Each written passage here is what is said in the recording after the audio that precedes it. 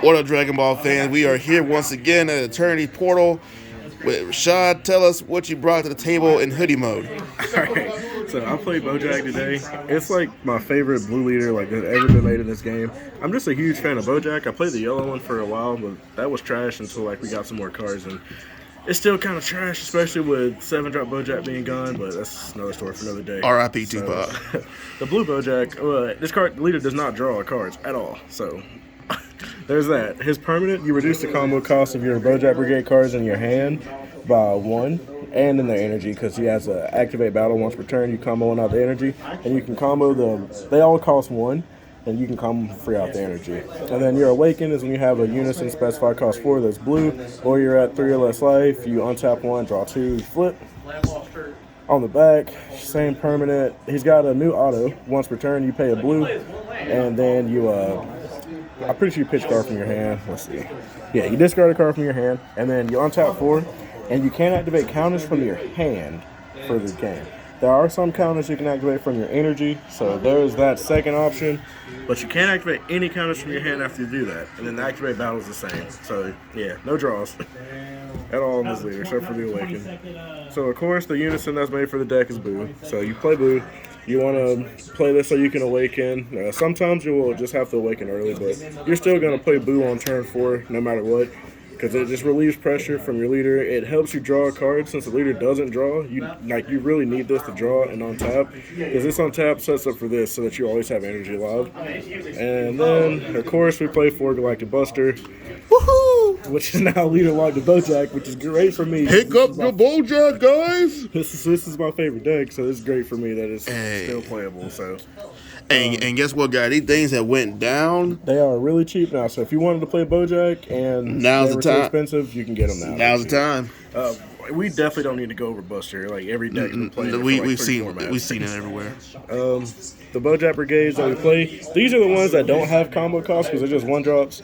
So what Goku does is when you play him, you look at top 5 for Bojack Brigade 3 or below, or the specified cost 4 unison. So this digs for a unison. So this is what you normally want to play turn 1.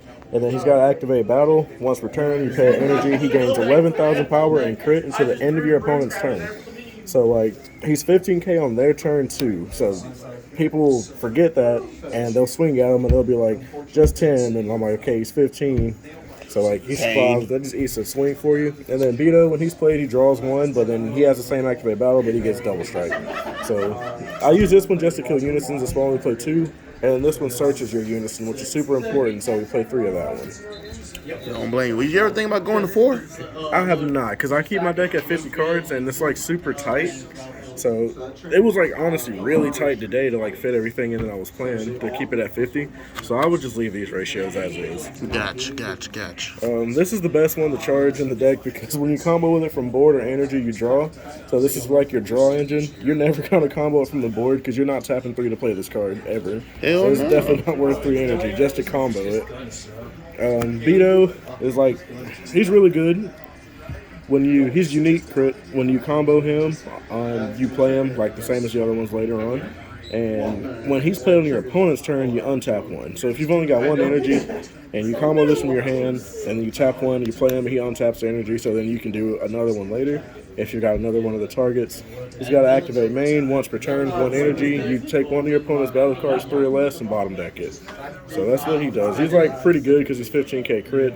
And the crits like actually matter a lot in this deck because you don't have a huge hand, so you want to check theirs. Then we play 3 Goku, the Evildoer. He's got the same thing. You combo him from hand or energy. You pay a blue, you play him, and then when he's played, you bottom deck one of your opponent's 1-drops. So it's like some minor board removal. It just gets rid of like a pesky 1-drop here or there. But he's a 20k swing for 1. So that's why you play him. Also know that you can play these guys on your turn or your opponent's turn. So it's like 1 energy pressure on your turn. Next, we play 4 of the Bojack the Evildoer. Shout out to him. This is the best one of the deck.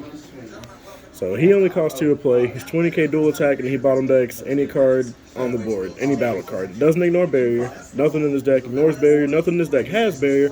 Nothing in this deck has deflect. It's the funny guy. Yeah.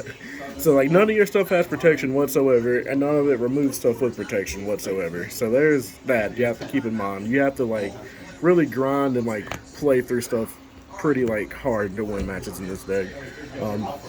So that's what he does. Dual attack 20k for 2 energy. He bottom deck something. He's still the best one because not everything ain't got barriers. So you get to clear a good bit of stuff off him. Next, I only played 3 of the Bojack 8. He has an evolve that you're never going to do because it's 5 energy when you can just play him for 4.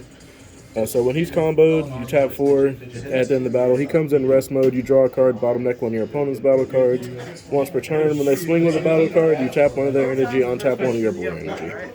He also is dual attack, double strike 30k, so he's like your game closer. After you play your Unison, that's when you're probably going to play him because your Unison will give you the 1 energy back. You'll do your leader skill to get 4 back, and then you'll combo this out of your energy. And then you'll play this out. Or you can Galactic Buster it out, so draw it and replace it and have the energy up for it. Well, that's what that one does. And then on to these little ones. This one doesn't cost a combo because he's a negate. You counter attack, just normal negate, like negate and play him. But this one you can play from the energy. So it gives you a negate after you do your leader skill, since you can't negate from the hand anymore. Just make sure that you still do have 1 negate, because when he's in your energy, you can discard a card from your hand, pay his energy cost to play him, negate the swing, and then your top card of your deck goes to energy and rest mode. This one's good against like decks that play big cards. He's a blocker, play him for 1. When he's played, you choose one of your opponent's battle cards with energy cost greater than their current energy, and they can't combo it or attack with it until the end of your turn.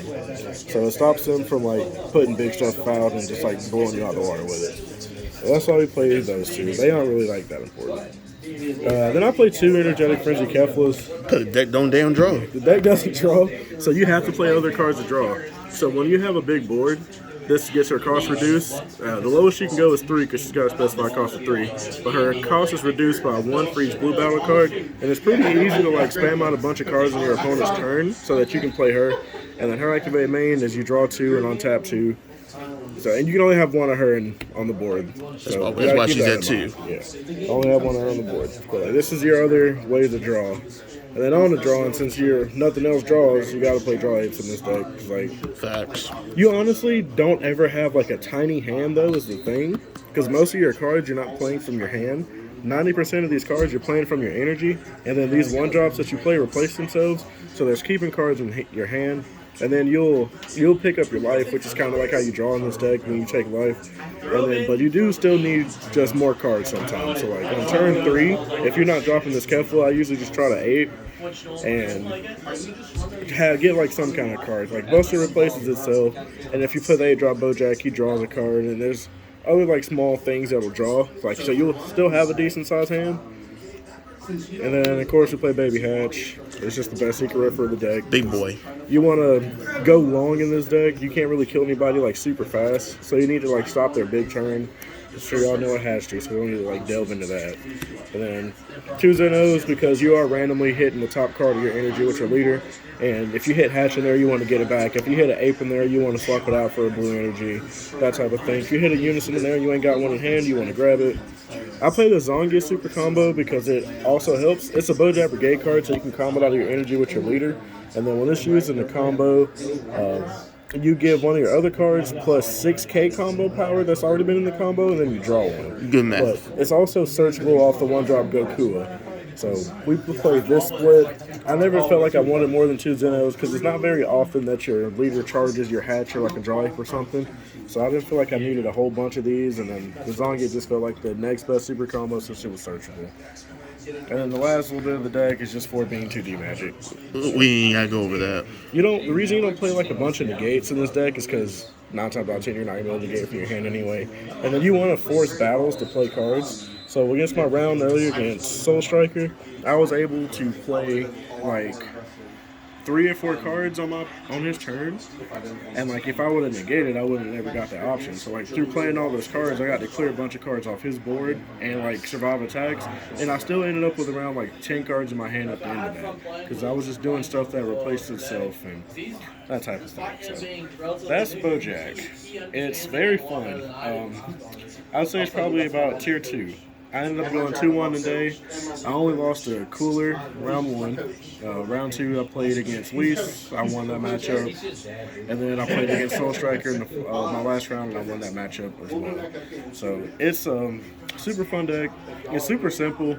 You just have to manage what you charge. Like, that's one thing about this deck. If you don't draw stuff to put in your energy to combo with your leader, The deck becomes clunky at the end. you can combo them from your hand, but then you're going minus out of hand, whereas you could just be building up stuff out of the energy. And then, like, this, like, helps you survive stuff. Like, if your opponent swings and they don't combo, it's kind of like King Piccolo, how they just get, like, one free combo a turn to where they don't have to lose cards out of their hand. Except your combos are, like, going to replace themselves and, like, remove your opponent's cards as well. So you just want to mulligan for, like, some good stuff to charge. Ideally, you want to charge the Zongia that draws turn 1 if you're playing against a faster deck. But a big play that I like to do in this deck, and I'll go over that and then I'll do that one, is if you're going to your Awaken turn and you've got 2 Zongia in your energy, so you have to know, like, when to use these. You want to save them a lot. So you'll play your Unison, you'll Awaken, you draw 2 cards. You'll not Awaken. You'll play a Unison, you'll swing, you'll combo one of the Zongias, you'll draw a card. You'll Awaken, untap 1, draw 2 cards.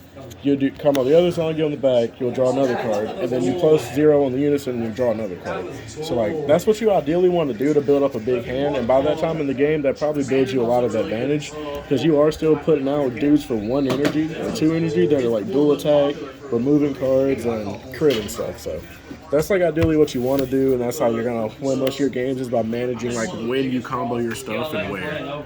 But that was all I had for y'all today. Of course, I got to give shout outs to the team, Bad Beats. Shout out to locals down here at the Attorney's Portal in Bainbridge. Everybody that's around here, you know, like we always say, we're always family. We're chilling here watching the Patriots game right now. So we just come down here, we have some fun. We come down here, we have some fun, we hang out, and I'll see you guys in the next one. Peace.